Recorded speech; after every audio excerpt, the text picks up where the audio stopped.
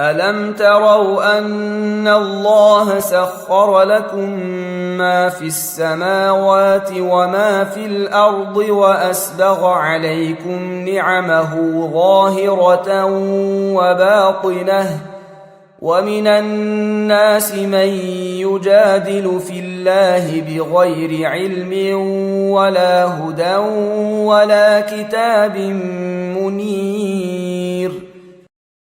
তোমরা কি দেখ না, আল্লাহ নভমণ্ডল ও ভূমণ্ডলে যা কিছু আছে সবই তোমাদের কাজে নিয়োজিত করে দিয়েছেন এবং তোমাদের প্রতি তাঁর প্রকাশ্য ও অপ্রকাশ্য নেয়ামতসমূহ পরিপূর্ণ করে দিয়েছেন। এমন লোক আছে যারা জ্ঞান, পথনির্দেশ ও উজ্জ্বল কিতাব ছাড়াই আল্লাহ সম্পর্কে বাগ্বিতণ্ডা করে।